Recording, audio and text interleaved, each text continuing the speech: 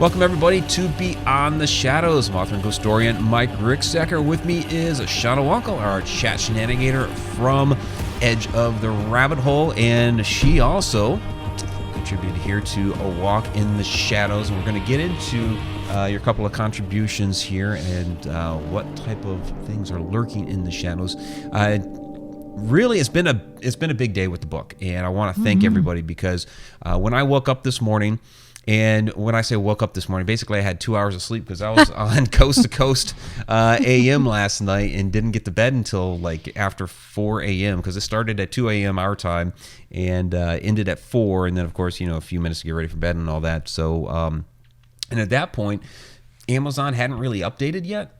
And by the time I got up 2 hours later, it had, and boom, #1 new release in Ghosts and Hauntings. And within a couple hours after that, it was also #1 new release in Spiritualism. So in the description, I've linked to where you can go ahead and get the book on Amazon. Leslie Fear's in there. She's already left a review for it, which is awesome. I really do appreciate it. We had some jerk, like immediately when the thing went live on Amazon, put something in there about, just turn on the light switch, duh. It's like, really? I reported them, but they haven't removed it yet. Yeah, because that's really kind of a douchey move, you know? It really was. So without even reading the book. Yeah. Give a review like that. Yeah, it's so absurd, absolutely absurd. But you get douchebags like that, and so if you have bought the book, if you've read it, please go ahead, leave a review on Amazon. All that stuff really helps, and I'm looking forward to seeing where this book goes. We just had Carl Johnson on Edge of the Rabbit Hole on the Edge of the Rabbit Hole channel, which had been on Haunted Road Media YouTube channel. Now we've got the Edge of the Rabbit Hole channel, so make sure to subscribe there. Oh, except for if you've written a story in the book, don't leave a frickin' review or else they'll ban you for life. Oh, yeah. I am still banned. Well, you showed up as an author on that is what happened. And so they said that you were biased. And they didn't give you a warning. They didn't just remove it and said, don't do that again. You're banned for life. It was ridiculous. They banned me for life. I can never leave another review again, which is why whenever I go to order stuff, I don't order from Amazon anymore. I try to find it from the original creator of whatever product I want, and I'll have to look it up sometimes. Like, well, this is on Amazon. Let's see who made it. And then even if I have to pay more, I refuse. I'm on strike when it comes to Amazon. So I think I think everybody's in the clear though, because nobody was actually listed as actual authors. Like we do with the Encounters books. But I think, and Adam Tillery just joined, I think Adam Tillery is the one that can't because he's there as the illustrator. Yeah. So I don't think he can leave a review. And George Norrie, I got to say this, and I told Adam this earlier. George Norrie, because he actually had the book in hand while we were talking last night on Coast to Coast, and he was amazed at Adam's illustrations, and we've been amazed for years. Oh yeah. And so we talked about Adam for a few minutes on Coast to Coast and how he's able to, basically channel spirit or energy or whatever and come up with these fantastic illustrations that very much resemble the actual situation. So there you go, Adam. I know you can get back to Oak Island now. So this is this has been fantastic, and Tom McNicholas says he's looking forward to the audio version, which will be coming out. Still in the process of getting all that together. It's all recorded. It's in the post-production. So A Walk in the Shadows, feel free, of course, to throw us any shadow person questions that you have. We were fielding a lot with Carl Johnson. We were on Edge of the Rabbit Hole. But to give you an idea, we'll just kind of walk through the book a little bit. So part 1 of this is the different characteristics of shadow people. So we get into the different types of shadow people, like humanoid figures, the Hat Man, the Mist, the Wisp, the entity with red eyes, the crawlers, all that type of stuff.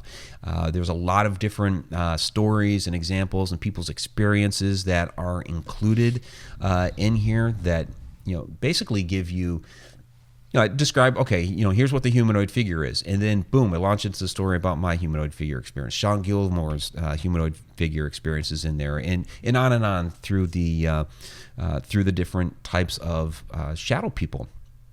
And then we have an entire section on sleep paralysis, old hag syndrome, and sleep paralysis, and what the medical community likes to say that is. Medical community basically likes to say that shadow people are just hallucinations in the middle of the night. You're waking up with sleep paralysis, and your dream is basically acting out as a hallucination in your room. Except for that's not really the case. Right. Because the only time that I've seen a ton of shadow people, and the only one that ever happened while I was in bed was the very first one that I ever experienced, and I was not paralyzed because the thing... I tried to shout for starters, open my mouth, so my mouth wasn't paralyzed. Then the thing came up to my bed, crossed my arms across my body, so my arms are moving, and then it ran off down the hall, and I'm watching it go, and my head's moving. So it wasn't paralyzed at all for that incident. But I always like to throw this one out there. I dream about a lot of different things. So if this is a hallucination, if I'm dreaming about a motorcycle, why is the motorcycle in my room? If I'm dreaming about some sort of scenery with trees, why aren't the trees in my room? Or I've had dreams in which I'm on stage with Motley Crue. So where's 10,000 people in the audience? Where's the pyrotechnics going off? Where's Nikki Sixx blowing fire out of his bass guitar? I mean, that would be freaking cool to have that in my room, but... Tell him not to do it on a night I gotta work. Shauna doesn't want to wake up to that. I don't want to wake up to that. All right. But, yeah, so you don't see that stuff. It's always, a figure of a person. Now, they could have a hat, different style hats. I had somebody contact me today about a Zorro hat, which was interesting. First time I've heard that one.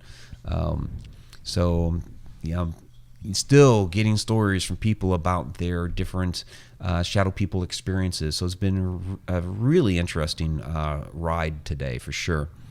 Andrea Agron is saying that's BS. I saw a shadow person in day and night, and I wasn't sleeping or waking up. Yeah. I've seen them in the day as well. Not as often. Usually it's more at night that I'll see them. But it does happen during the day, and I mean, not while sleeping. We talk about this from time to time about, I'll see more shadows and apparitions. You see more apparitions and shadows, but the couple of shadows you have seen, you weren't sleeping. No, I was definitely not sleeping. I don't think I've ever seen one in bed. I've seen the twinkles, like the balls of light. Well, I see them everywhere, but I've seen them in bed. That's about the only thing that I've seen. Everything else, no. The one, the very first ghost that I saw was at the house in Alton, and it was the little girl. Right. But you were awake for that, right? But I was awake. Yeah. Yeah. At first, and you saw her as an apparition. You didn't see her as a shadow. Right. Yeah. But I thought maybe because I was laying down, so I was like, okay, am I dreaming? What's going on? So I'm like doing the test, hey, hands, do this. Hey, feet, do this. Can we do this and stuff like that? And does that hurt? Pinch me. Yeah, that hurts. So, and she's still there. Okay, well, okay. So obviously I'm not dreaming. I'm not sleeping.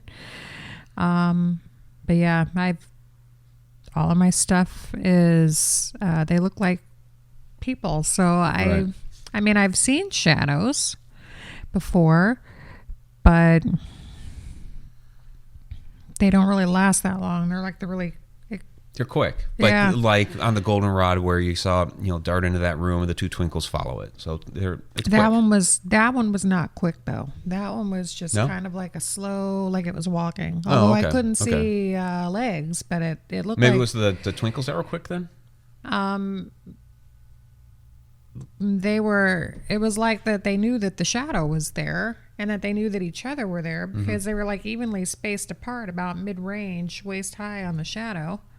Or what I would imagine was the waist. And like I said, it could have been wearing a long dress. I didn't see legs. It just looked like a whole... Okay. The only form or feature that I could see was I could tell where the head and the shoulders were. But I couldn't see like separate like appendages, arms and legs and stuff like that. But they all moved at about the same speed through the door. There you go.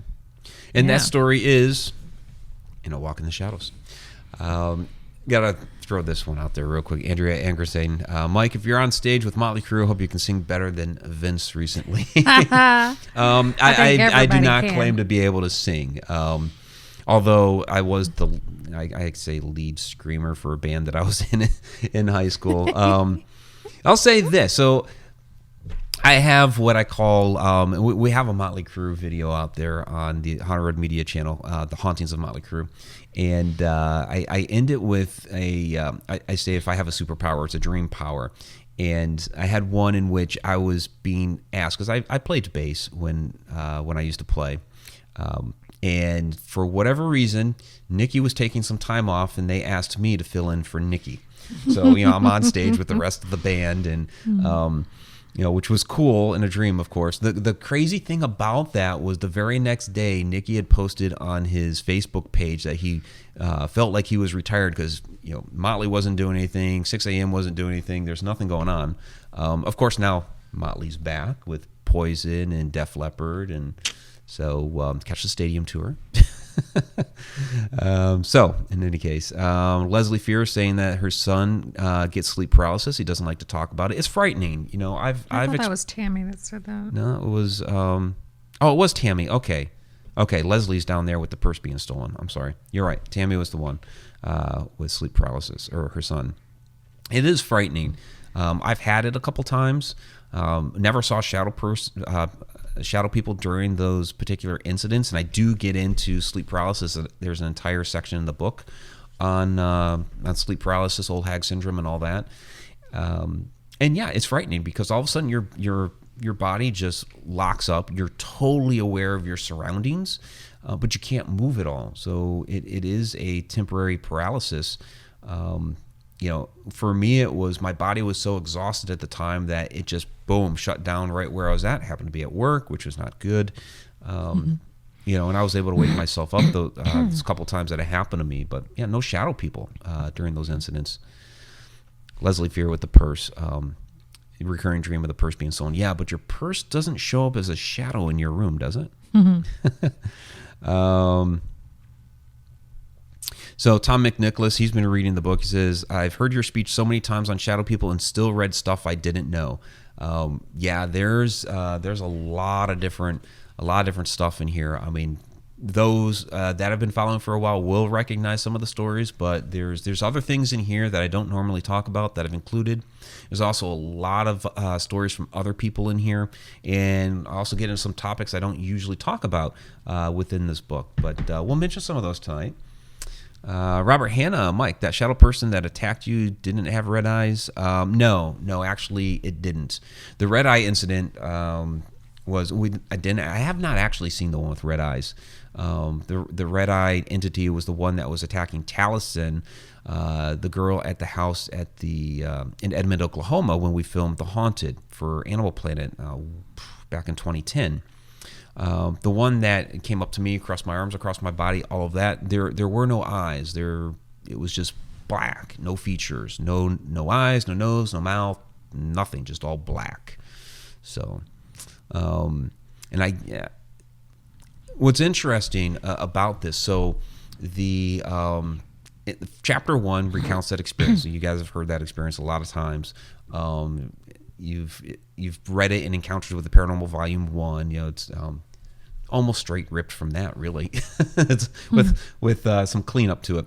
But in one of the final chapters of the book, toward the end, I actually dived deeper into that particular incident and put myself as an adult into that situation and observe it. So I break it down detail by detail and what's really going on with that interaction. So it's a really different take that I haven't done before.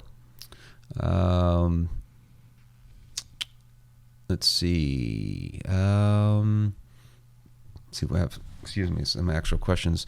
Tom McNicholas, in the book, you mentioned Dustin seeing his first apparition. Yes. And that was also Tom's first apparition. I didn't realize that. So very cool. Very cool. Andrew Helton. I think you were the only one that saw it as a shadow first, right? I think so. I think you guys were still kind of coming out into the hall when I saw it billowing up, and then you guys were all there. And then, what was cool about that moment, though, was that I didn't say what I saw. And, after it had become the little girl. And I turned to you and I said, do you see what I see? And you're like, yeah, I see the little girl. And it basically confirmed exactly what I saw. So, and then of course there's the three guys standing behind us. And they're like, oh my God, we see the girl. So that was really cool. That was crazy because it was, I knew who it had to be. As soon as just looking at her, I knew it had to be the elusive girl from the room, Yeah, I knew it had to be her. Everybody talks about her, but we'd never seen her. We'd been in that room investigating, never had an interaction, no EVPs, at least not that I can think of. Thinking back, there may have been some vague ones, but it was kind of like one of those iffy, did we really get something? And we didn't really know if it was the girl either. So, Leslie says, Mike, the second my purse appears as a shadow purse, I'll message you. I'll punch it to death, of course. That's awesome. Andrew Helton, so do you tend to think that actual shadow people are curious watchers, are harbingers and foreboding? I personally get creeped out, but didn't necessarily feel evil. So, this was kind of the interesting thing about last night's Coast to Coast. George kept on me about, so you really don't think these things are all evil? You think some of them are okay? He asked me that probably like 3 different times. And it's like, I understand it's a bit of a different take, but no, not all of them are evil. There are times that I walk into a room and it's like I scared it. And probably the one where I kind of missed on that I should have talked about a bit more was, 2 of them. One, the Haynes Sisters, where the one would walk into her son's room, and then the doctor picked up on something it was saying and kind of helped with that situation. And then the other with, maybe I didn't mention Cat Gash, but with the, when she was falling down the stairs and it was the hooded figure and it reached out its hand to grab her so she wouldn't fall down the stairs. And it's like, okay, that was probably a monk at the friary that she was at. It was the old ruins of a friary in Ireland. So, the one with Cat was probably a human spirit appearing in shadow form. The one with the Haynes Sisters, it's hard to know what that was. Yeah. I don't think that was a human spirit. I think that was something. I think that was an interdimensional shadow person, but it was helping with the situation. Maybe it was a spirit guide. It could have been a spirit guide. We talked a little bit. Can shadow people or interdimensional beings be spirit guides? There you go. Can they be spirit guides? We talked about spirit guides last week when we talked about types of hauntings, and not necessarily. It's not necessarily a haunting, but it's a type of spirit that's definitely around you, and you don't see them, but you can. They interact with your life, from time to time, or they're a guide. They're supposed to try to guide you in certain ways. So. But as watchers, we kind of briefly hit on that with Carl there on the edge of the rabbit hole. Oops, Squeaky sorry. shoes. Sorry. The floor is a little wet from the snow, so I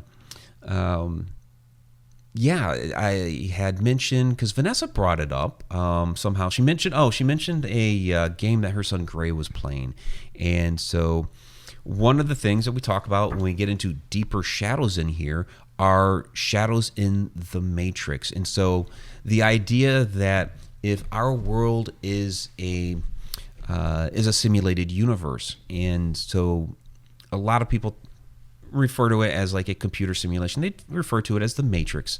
And I mentioned Gregg Braden in this, who has a fantastic series on Gaia called Missing Links, and George brought that up last night too. He was like, "How are you bringing our buddy Gregg Braden into this?" And so I had to explain that.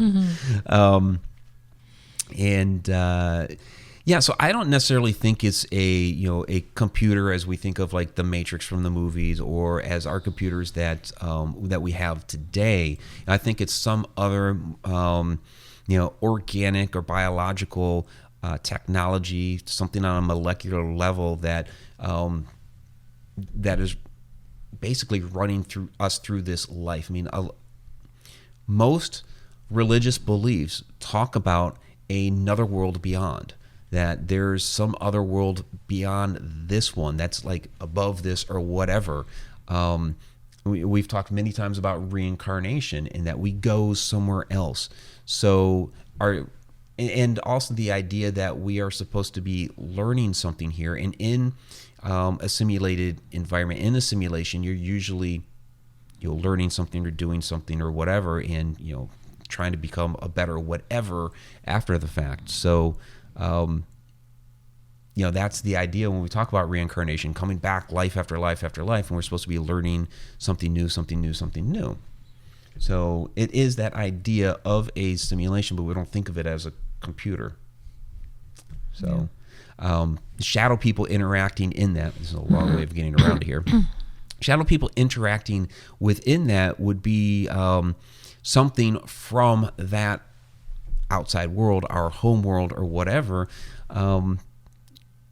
inserting itself into this world here, into this simulation. And it could be, I've given the example of a game master coming in, or it could be something else coming in to observe and interact that maybe it's not supposed to, like in the Matrix, they would hack into it, or like an agent from the Matrix movie. So that's one type of idea for the Watchers, as some people have called them. So that's really going down the rabbit hole, though. But I've talked about this being kind of the tip of the iceberg. It's kind of an overview of all the different types of shadow people, different concepts with shadow people, sleep paralysis. We get into demons and demonology at the very back. Are they all evil? That sort of stuff. We're going to be taking a deeper dive from here. So this is just the start. And, things like I was just talking about with, simulated universe and all that, we're going to be taking a deeper dive into that following up on this. So, but you got to get this first, of course, because it's going to be a while before the follow-up is out. So, Andrea Anger saying, Mike, do you think we should try to talk to these shadow people when we see them instead of being scared and writing off as just something evil? That is a great question. I talk to everything. Yeah. Because you're trying to figure out what it is. Yeah. You're probably not going to find out what it is anyway. They're not going to tell. They usually don't talk to you or tell you things that you want to know, but you're not going to know unless you ask. You may not hear anything out loud. You may not hear anything inside your head. Sometimes I do, but most of the time I don't. And you may not catch anything on audio. Maybe they don't want you to know. Maybe we're not supposed to know, but you're not going to know unless you try. So you should try to interact in some way with respect. Absolutely. Of course. Yeah. And I've said many times that we're not really going to know what these shadow entities are until we actually sit down and have a conversation with one. And so that's how you would go about doing that. Bust out your audio and try to interact. So, as far as instead of being scared, I liked that aspect of the question because, especially with something like the Hat Man, a lot of theories about the Hat Man is that it's a sort of energy vampire. It comes in, people get scared, they're screaming or trying to scream or what have you, and it's feeding off of that fear. Well, if you're just sitting there like, hey, dude, nice hat, and not being afraid, right, then it can't feed off you because there's no fear there. And I understand why there's fear there. It's a dark room. It's late at night. There's somebody in your room. My first inclination, the first shadow person I saw was there's an intruder in my room and it's about to kill me. And so I totally get it. If you're sleeping at night and something enters your room, then, you might get scared. Now, my dad, he says that he doesn't believe in ghosts, but he has a ghost story. So he wakes up in the middle of the night one night, and this was at their old house, which was on old Native American land. And so my mom would talk about from time to time, something would brush by her in the house, and she'd chalk it up to the Indians. But there was one time he woke up in the middle of the night, and there was a dark figure that had entered the room. He says, I don't know who or what the fuck you are, but you need to get the fuck out of my house. And it took off. Yeah. So no fear from my dad. There's no fear there to feed off of, and it's gone. That would be my dad. My dad would not except for, and hopefully he doesn't watch this because I'm going to call him out. But remember, he heard a child's voice talking to him outside. He heard when he turned around expecting to see a kid, and there was nobody there. Mm-hmm. And my mom said that kind of freaked him out a little bit. She was the one that brought it up, and then finally he talked about it. But I'm going to pick his brain a little more about it, and he's going to have to tell me some more because my dad never experiences anything, ever. And I told him if he starts going to places with us and hanging out more, eventually it's going to happen for him. He's a skeptic, but he's open-minded. He wants to experience stuff, and I want him to. I mean, he's now had a handful of things that he can say that he can't, explain.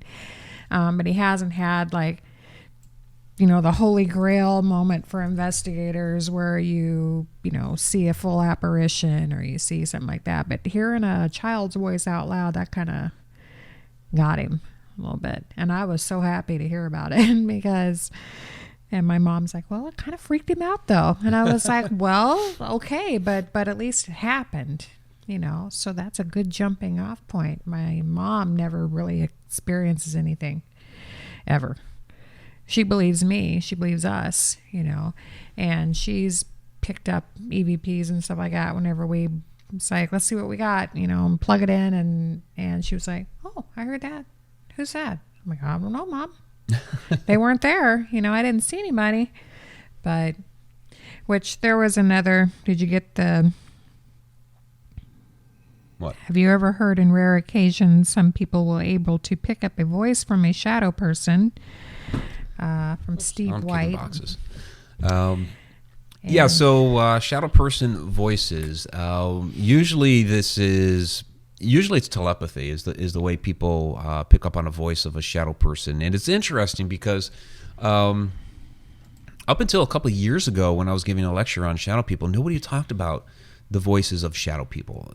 Nobody had talked to me about one talking to them or hearing a voice or anything like that. All of a sudden, Carl asked me at a lecture, do they have voices? And ever since then, I've been getting all kinds of stories about shadow people with voices. So something with the universe there, right? But most people report telepathy. They don't hear it out loud. They hear the voice in their head. And so I do have a chapter in here called Anybody Listening, where we talk about that. And so it's interesting. I mean, you have to think about it too. They're a shadow. They don't really have, they're in a form, but they don't have a mouth that is readily seen. So how are they going to, communicate with you with a type of voice if they don't have the physical parts? And so telepathy does seem to be the most logical idea, and that's the way people report it. So, what? Yeah, Byron, whenever he used to hang out in my house, he would show up as a shadow.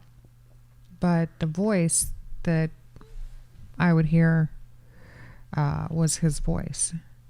And that's how I knew. I always wondered, was the shadow, was that him? Did I just assume it was him because it was the same height? Or is it somebody totally different?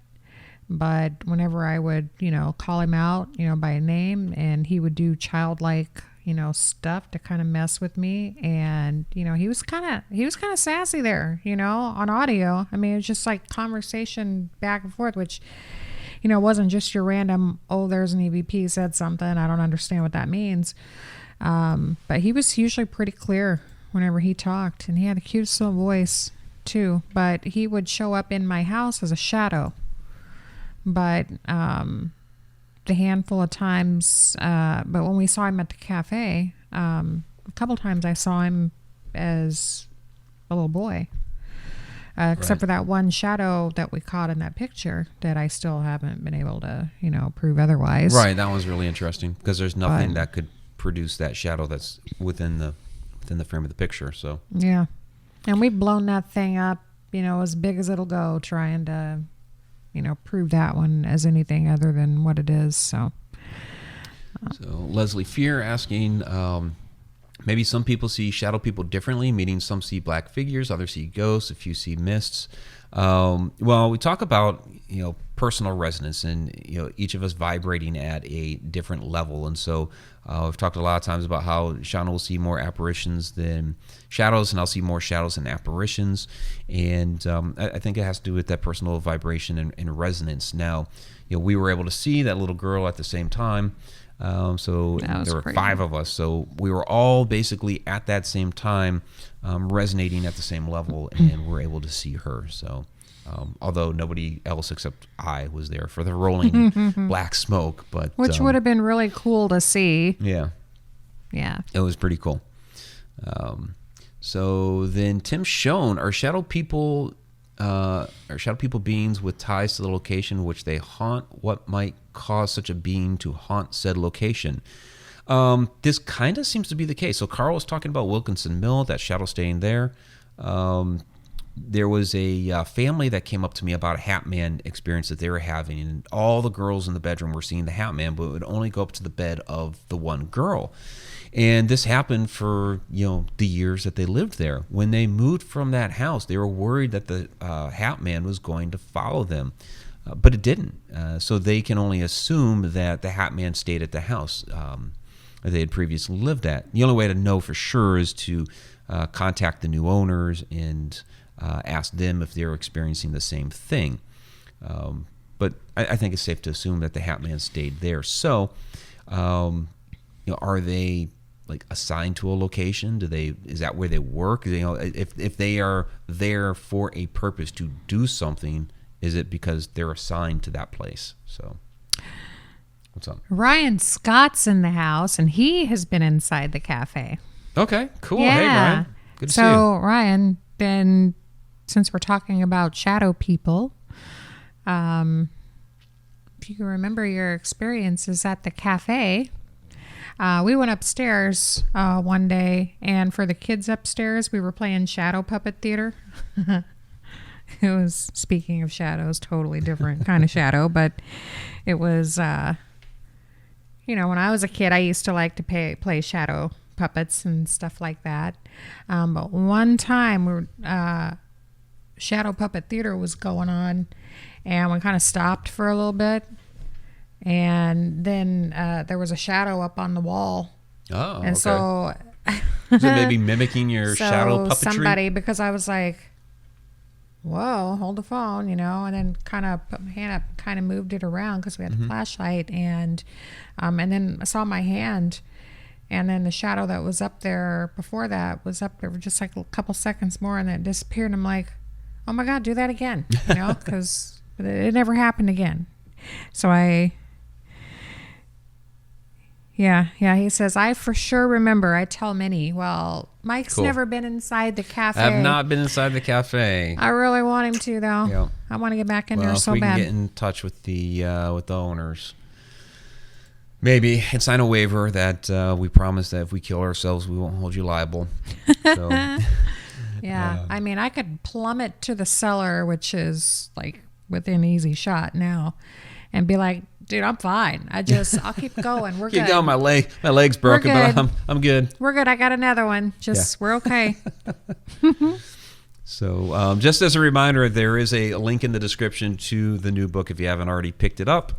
And if you haven't read it, please go ahead and leave a review for that on Amazon. I'd really appreciate that. So other questions we have here. Robert Hanna is wondering if I've seen the Hat Man documentary on Amazon Prime.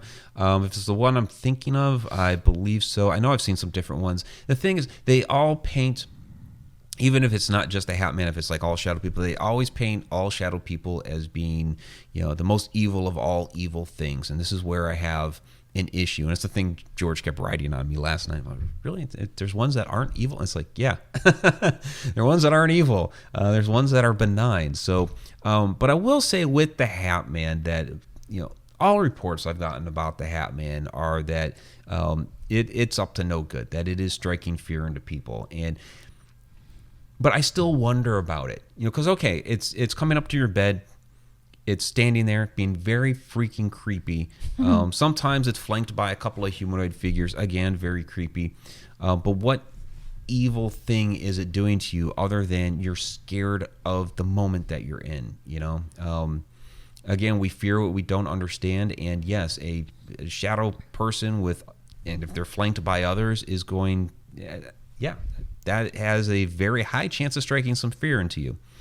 But unless they're doing something like, you know, as it actually physically touching you, which we do get reports of that, you know, I don't know, you know, what the fear is. Some do say that they get into their heads. You know, this is where kind of some of the telepathy comes into play, and they start, you know, saying nasty things in the person's mind. It's like, okay, yeah, that one's evil and nefarious. Totally get it. I will say I've yet to hear a Hat Man one that's more benign. The most benign would be just standing there at the end of the bed staring at the person, like with those girls that I was talking about. It wasn't doing anything to her other than just standing at the edge of the bed and looking at her. So that's kind of creepy. It's creepy. It's creepy when a human does it. It's creepy when a human does it. So if something that doesn't have any features and is just black, dark, you know, yeah, that's creepier. It probably freaked me out a little bit. Just a little bit. Justin Brown says, speaking of voices, have you guys ever recorded an EVP on the live show? I think you did for the first time last week. I uploaded the clip. Love to listen to that and hear it. We've had people say that they've heard voices on here. I know that we've heard stuff like off in the corner over there. You've seen twinkles. Mm-hmm. So, yeah, I mean, it happens, I guess. So, it's cold. My nose is starting to run, so excuse me. Kathy Cillian, so Mike, tell us about the rolling black mass. Could you elaborate a little bit more? Yeah, so I can talk about this a little bit more. So when Tom McNicholas is down there in the chat, he was there for this. I don't know if Dustin and Nick are there, but basically what was happening, it was last year at the Haunted Road Media Paracon, the investigation portion of it was the last round. There's just a few of us left, and we were upstairs in the abandoned hotel area investigating what's called Pearl's Room. It's a confirmed suicide in that room, and so we're just investigating, trying to do an EVP session, and we start hearing some noises out in the hallway. So I go right out there, and the hallway's like an L, so I position myself right in the middle of the L, and looking down the one hall, and I see at the end of it this, what? It feels like there's someone just like right in my personal space over here. Okay. Maybe they're like, hey, if you're talking about hearing voices and stuff, then we're going to come right up here. Okay. I mean, it's just like, I can feel it. Just the whole left side of me is like lit up. Interesting. It's not okay. Molly. Well, it's not Molly. I don't feel not Molly. like okay. that. Somebody else. They want a little attention. Okay.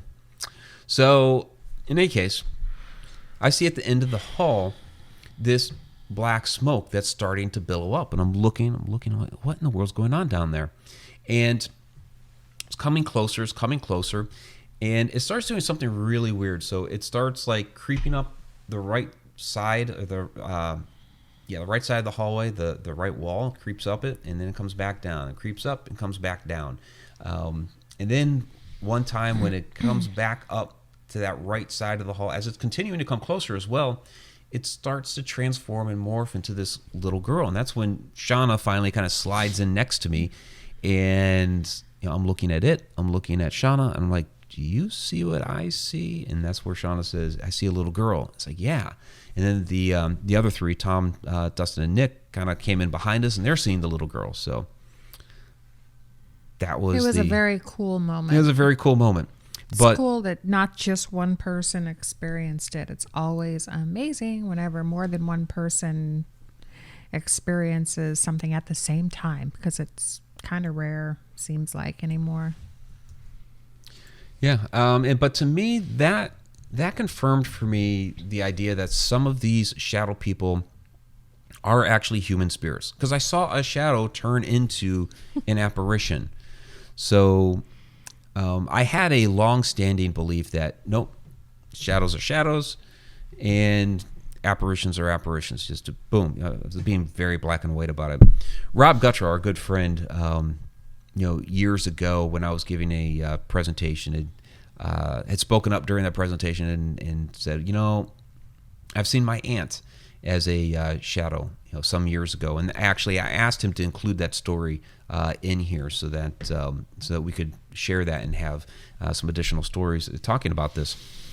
And so, and I trust Rob. I absolutely trust Rob. So it's like, okay, I'll give it some consideration now, and kind of held that in the back of my mind, as we continue to investigate. Okay, some of these might be humans, and then seeing it for myself was like, okay, yep, some of these shadows are humans.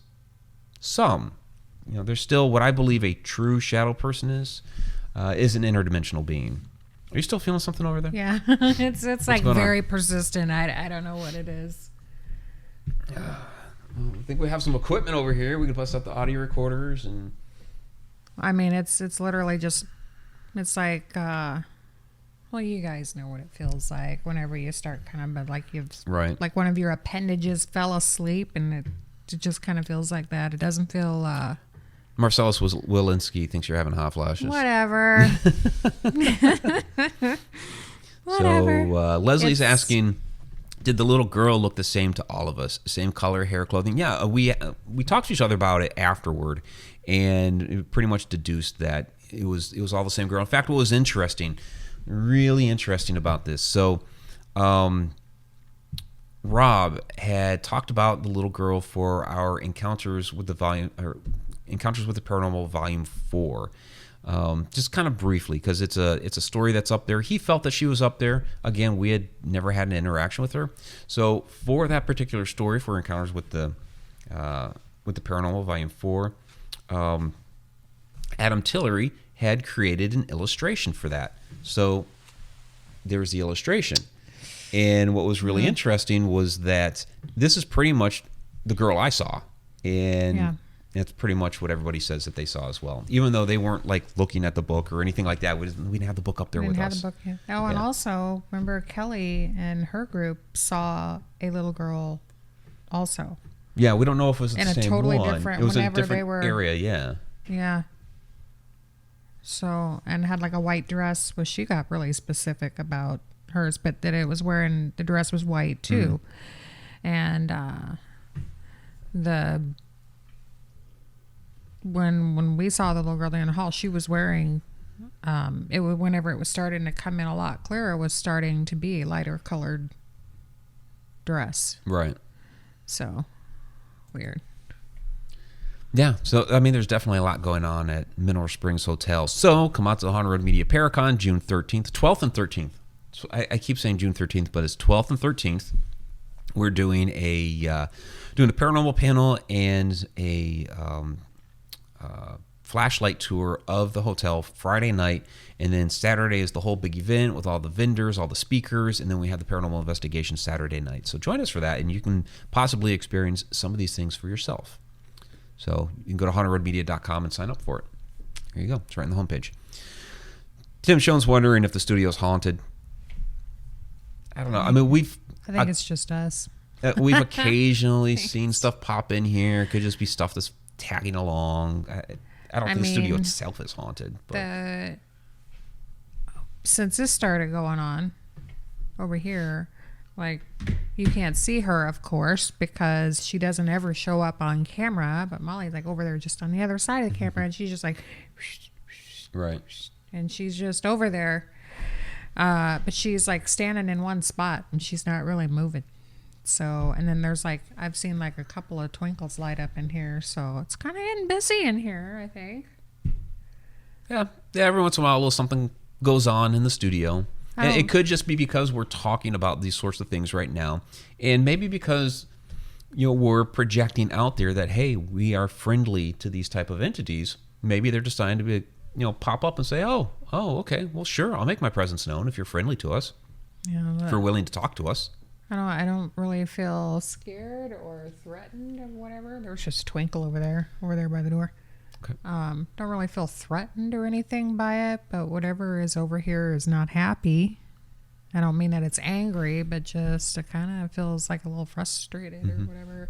It's like, look, I'll talk to you. I will talk to you. You can say anything you want to me.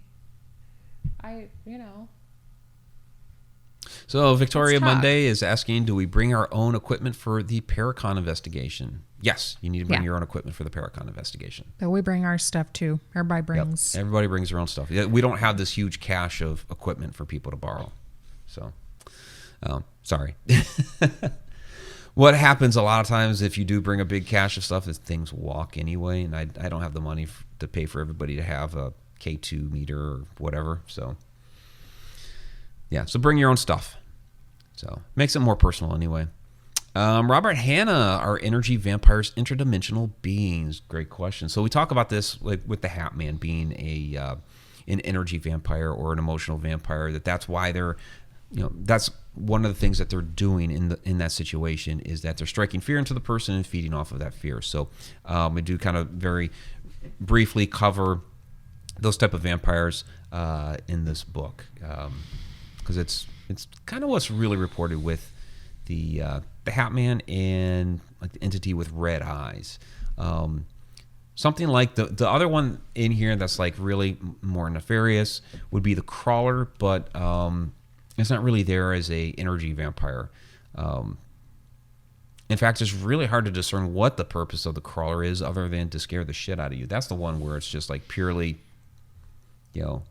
it's it's like when we saw it at Black Bear Church out in Olive Township, Oklahoma. It was basically, this is my domain, and we were down there in its basement, and it was going to do its thing to try to get rid of us. We created a more positive charged atmosphere, and it exited. But yeah, that's one where I would say, yep, that one's evil and nefarious. Haven't met a nice crawler yet. I've never met one. Well, I say not yet, but because I've only met one. But any of the stories that we've had about the Crawler, they've never been good. Yeah, I don't know what. Like not even like we were talking about with the Hat Man, where some of them are creepy and just stand there. No, the Crawler's not just standing there. It's all over the place. Like I don't getting know. down all fours and chasing after you and shit. Like up in the owner's apartments there, or the manager's apartments, or whatever they are, the place at Mineral Springs that I just do not like to go to, that upstairs area. I don't know who's up there or what's up there, but it just, like I said, Dave and I, it was a fight to the finish to get out of who could get out of the apartment the fastest. And it just felt like whatever was up there was just like cling to you, like crawling on your skin, and just, I'm not saying that it was, demonic or anything. It just, whatever it was just, Kicking something. I can't really say it was angry. I didn't feel angry. It just didn't feel good. It was really uncomfortable, and it was strong, and it was very overwhelming, and neither one of us wanted to be in there. And he's there. Right. He says he doesn't really like to go up there, but definitely not tonight. And so, it was a very quick. Well, that's just, that's negative energy. You don't even know what that is. You didn't see a shadow. You didn't see a crawler. It just could have been a negative person. You have no idea. Well, what it felt like was that there were several people in the walls coming out. Okay. Like coming through, like in a haunted house or like whatever. And it felt like a lot of people, like a lot of energy or whatever. It was just really well. Andrew Sane is wondering what you're feeling here with this person, or whatever it may be. I can tell. It's like it feels like it's a. It's like being frustrated when you're trying to get somebody to hear you or to understand you, and you're just not doing it. The connection is just not there. It's like, I want whoever it is to tell me who it is. I know it's not Molly, and it doesn't feel like anybody else. It feels like a totally different energy. But whoever it is very frustrated. And I don't know if they're frustrated just in general because I'm just not getting it. I'm trying. Well, probably because we're not giving it our full undivided attention either. We're a little bit busy doing a show. So we're live. Yeah. But you can talk because there's other people feel free. too. Feel free. There's a lot of people, and they can hear you if you say something. So Kathy Ciliento I had a similar experience. Not sure if it was a black heavy ball of something. Not sure if it was a shadow person or spirit manifesting. Is there a difference in that? Yeah, there's definitely a difference in a human spirit and a what I call a true shadow person. A true shadow person is an interdimensional being. They don't originate from our plane of existence, but from another dimension, and are manifesting here in our dimension. A manifestation of a spirit, a human spirit. They're on this plane of existence, and they're coming forth. They were also human, where a shadow person, I don't believe, was ever human, because they're originating from elsewhere. So there we go. Let's grab any, because we're getting down toward the end of our hour here. So are there any other, if you guys have any other questions here, please go ahead and throw them down there. I don't think Bree and Andrea are talking about. It's not a demon, obviously. No. I think it's just a very frustrated human.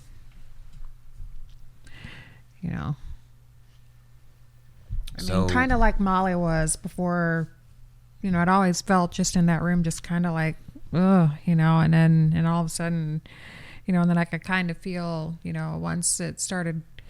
I don't know if the letter came to me because just of me, or if it was because she was just really, really trying real hard, and I could feel like there was something that was building, and I couldn't figure out what it was, and then all of a sudden, stuff started coming to me, and then, but it's kind of like that same, like, hello, mm-hmm. I'm here, it's unhappy, but it's not,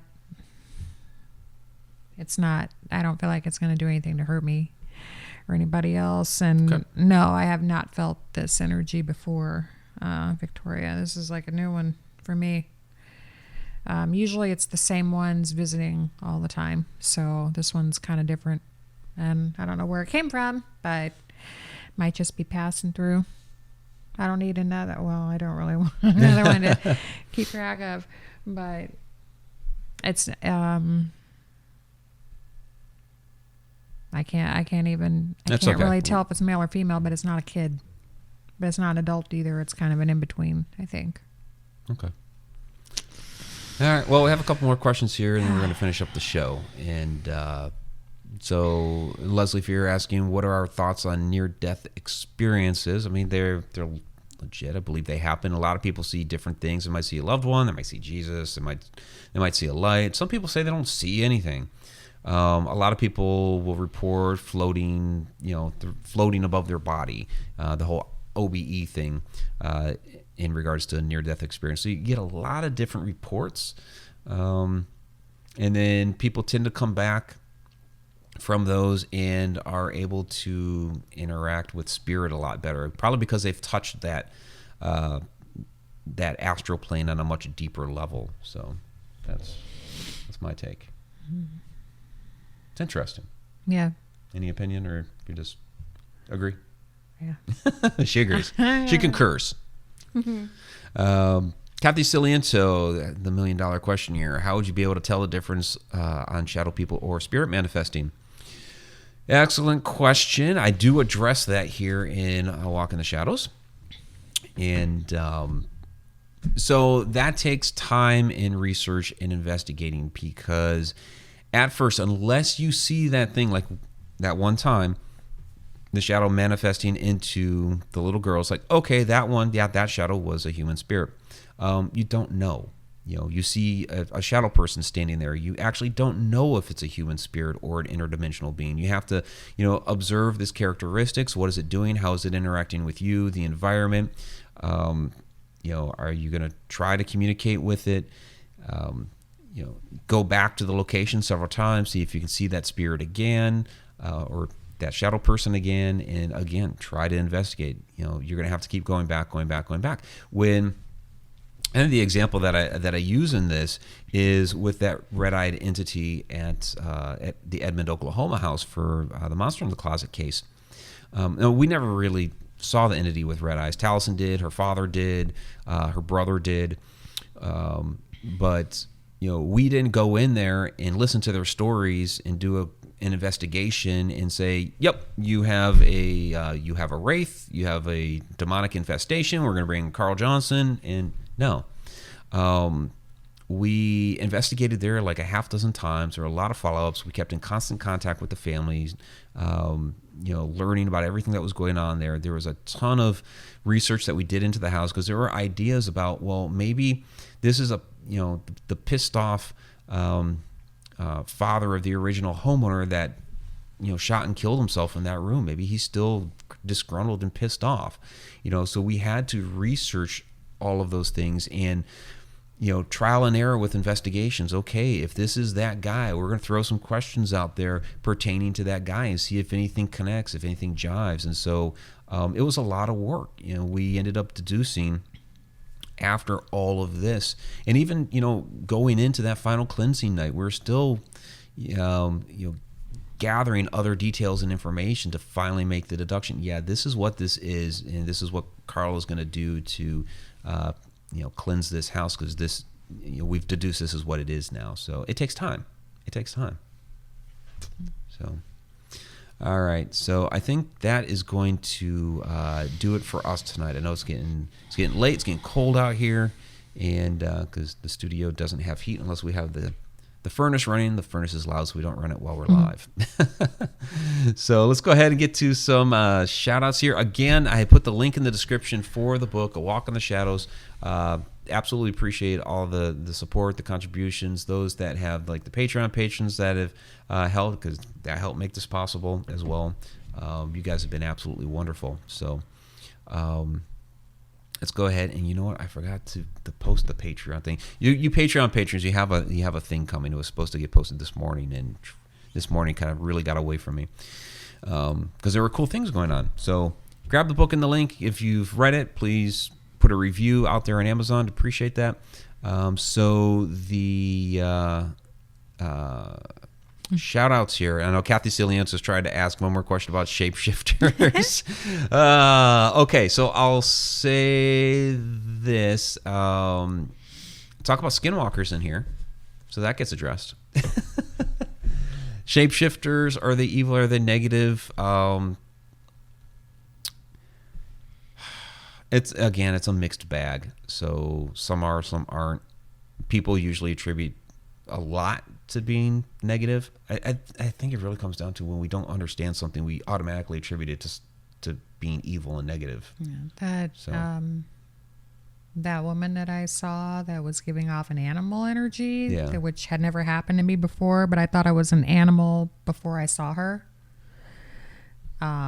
Which was a little bit terrifying because up in the woods, we have like coyotes and we have, bobcats and we have all kinds of stuff up there. And so I didn't know what I was going to get eaten by. But I looked up and it was a girl. And so,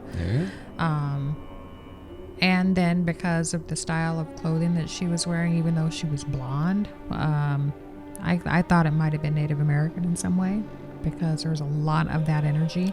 Well, and that would, right there, that could be a skinwalker, because it's supposed to be the native, specifically Navajo, that are supposed to be able to, they're the shamans that take on the form of an animal. So that kind of all ties. If it's that. She didn't feel, I didn't feel scared. I was just, and she didn't really feel like she was gonna, come after me. She was just watching me. And, I gave her space. I was like, I'm just, Okay. All right, guys, let's get to the shout outs here.